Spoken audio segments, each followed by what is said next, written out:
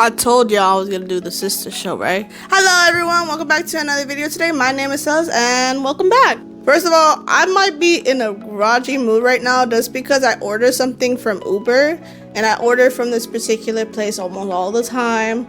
Not all the time. When I order from Uber because it's really close and I usually get it within like if I'm doing something like doing a video, I order it's really close. I will basically get it done by the time I'm done with the video. Well, got canceled because the driver decided to say delicious and fucking ran away with it. So kind of mad, hungry as hell, and yeah, we're gonna do this video and I'm gonna be groggy as hell. So y'all already know I talked about Ginger Romantica last week. I talked about that, explained my concerns, say that was weird just because the whole premise of it was weird. But last week I also mentioned in that video that I was gonna talk about the sister show. And the sister show is from the same universe as Ginger Romantica, but felt like it was portrayed way better. It was told way better. The anime we're going to talk about today is sekaiichi hatsukoi. I felt like I said that better than I thought, but I felt like I said it bad. So translated to that is the world's greatest first love. Sekaiichi hatsukoi. I think that's how you say it. Again, I'm really bad with names. If I said it right, give me an award because, girl, let's do this. Okay, so if you guys already know, I talked about it in my Ginger Romantica video. It's from the same universe, but it's very different. Like, the author really changed it up. I really liked it. So basically, in the story, it's about a guy. His name is Ondero. Reads, I think they say Ondero like 500 times. So that's his name. He gets transferred. Like basically, he was a Nepo baby, basically, and he decided to join his father's publishing company. And right away, he started working with big ass authors. One of them was being one of the guys that was in Ginger Romantica. But everyone in his old company basically said, oh, he's just like feeding off his dad because, you know, nepotism. But he was actually working hard, but they didn't see that. They just saw that, oh, he got his connections through his dad. We're working our asses off and he's just getting the easy shit. So instead of like taking this crap, he decides to like, oh, bitch, you want to see something? I'm going to go to another company, prove y'all bitches wrong, and come back and prove you guys wrong again. So he goes transfer to another company, same company as the guy from Ginger Romantica, one of the guys. Like the president, forgot his name, Isuzawa, something like that. But he transferred, whatever, and then he's more into literature, but he actually gets like transferred to the manga department, which he's not super familiar with. He gets transferred, he's trying to find ways to like quit. He's like, I'm not into this shit. But once he started transferring, he meets up with the guy, Takano, that's his name. And basically that's his new boss. And that's where the plot goes from there. But another thing that we get at the beginning of the story is that Ondero, at the beginning, confessed in junior high, I believe, because they're wearing black, and I think junior high outfits are black, if I'm not mistaken.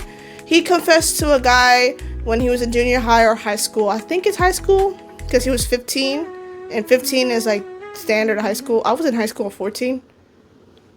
So I think, but they say junior high in the translations. I don't know. I really don't. But he before, when he meets up with one of the guys he calls senpai, basically he confessed because he fell in love with him at first sight, and they went out for a little bit.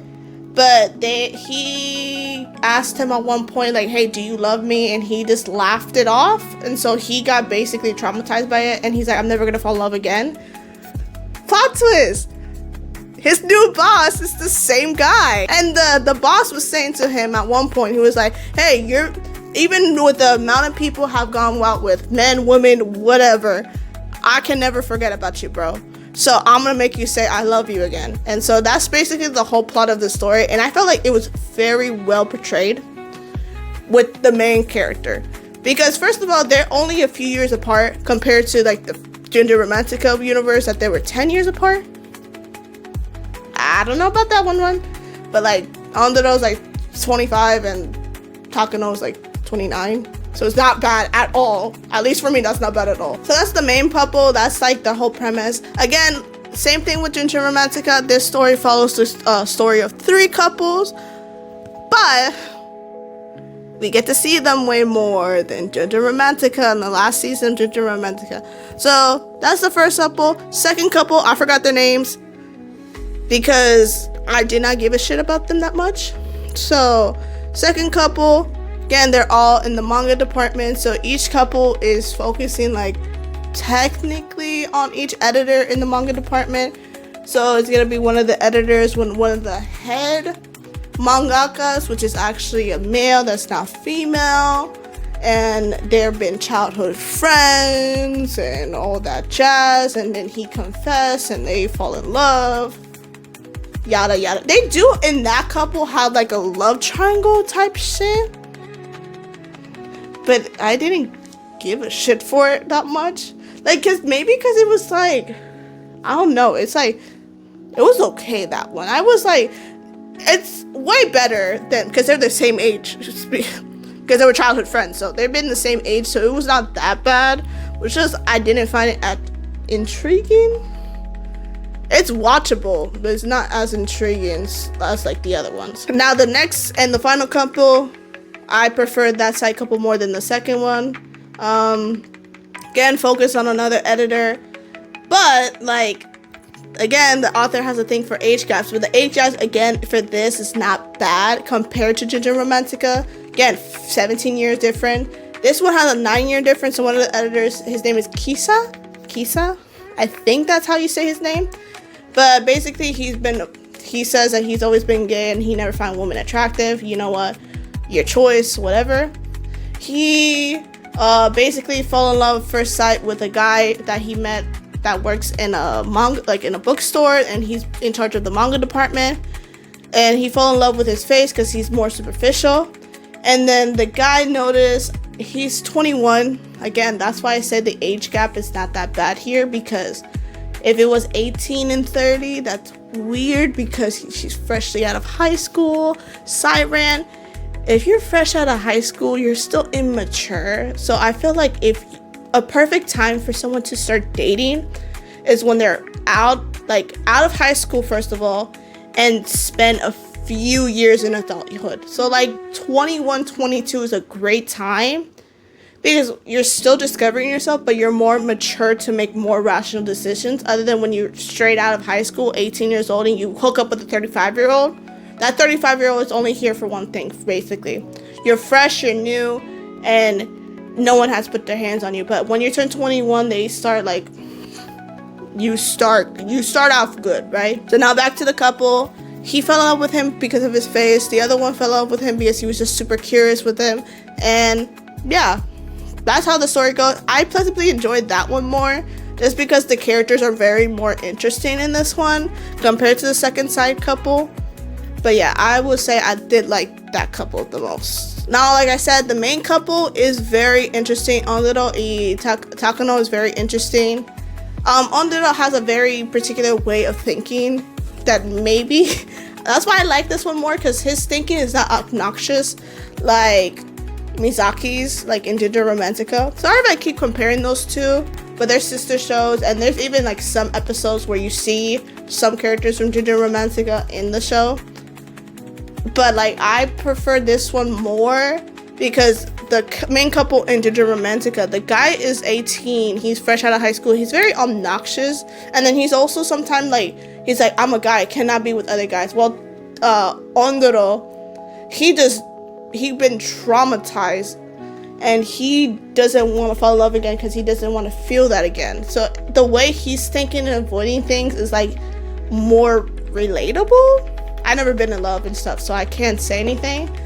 Yeah, I've been single for 22 years. The way he was thinking and whatever is more relatable in a sense that he doesn't want to get hurt again, while Misaki's thinking is just, oh, I don't want to be with a guy because you're a guy. Like, I think that's why I prefer this show way better than Ginger Romantica. Just because, yeah, there's times that he gets annoying, but there's he has a reasoning for it. And then Takano, before he confessed that he was the same senpai that he was in high school, he like kind of just like basically forced himself on himself. So it was, he has like a reasoning, and he doesn't want to get hurt, while the other one was just like, I don't want to be with a guy. And then it was just a lot of miscommunication there. So yeah. Now I do say the one thing I didn't like about the show, but the movie, because they have a movie for this one, was like Takano's best friend from college that's now like the cell associate. I don't know how to say his name. I'm not even gonna freaking attempt to say it. He gets in the way a lot, and then it caused more misunderstanding, and I felt like if he didn't do that, but then again, you need some sort of plot device. Maybe I'm just more biased towards this anime, but this anime, I felt like it was a better way of telling this story than Jojo Romantica. Maybe again, compared to the author, this was their first works. This is like their first official thing ever. So I understood why they did what they had to do.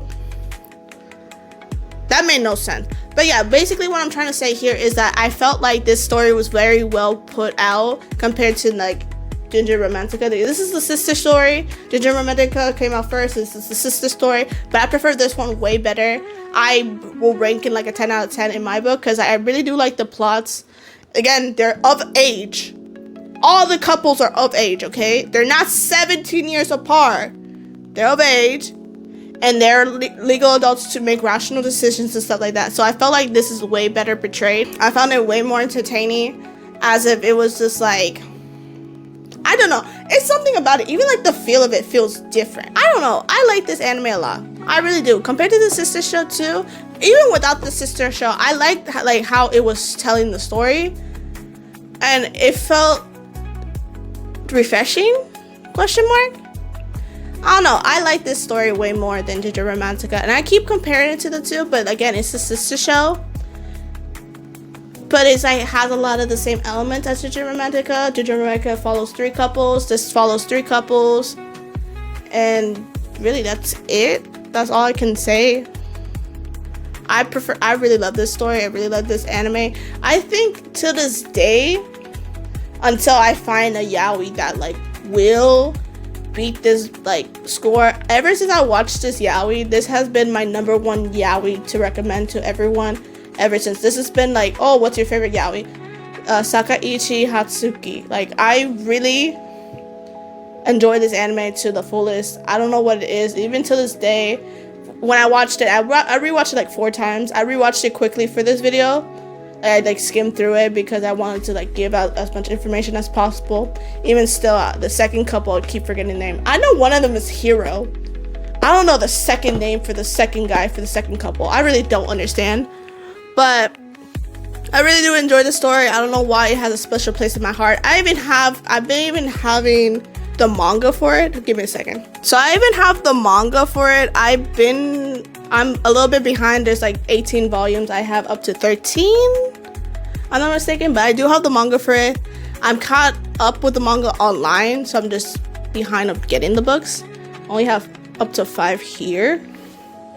But yeah, I pleasantly enjoy this story.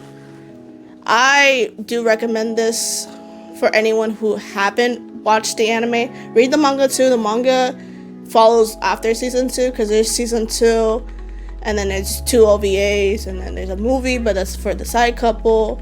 But yeah, the manga is way ahead. It's currently on volume 20 online, but on paper, translated and stuff like that, there's only 18 volumes. I'm behind by 5 if I'm not mistaken. Yeah, I think I need 5 more, and then I had to catch up. After that, they still haven't publicized 2 of the volumes in English yet, in online, like in-person shit. Like, but I do have the, you know, I know what I'm talking about, bro. Like again, this anime too also follows some sort of plot devices throughout, but that's every anime, so whatever. But again, I do recommend this anime, this yaoi, for people who haven't Like, I feel like this sets the standards for like just typical. I don't know. I really like this yaoi. I really do. This is like my #1 yaoi as of today. Again, I don't know if there's gonna be a better one that comes out in the future. Hopefully it does, so I can say this finally beat it. But till this day, this has been my #1 yaoi. So I do recommend it for people. 10 out of 10. And yeah, I promised you guys I was gonna talk about the sister show last week, even though I was dead last week.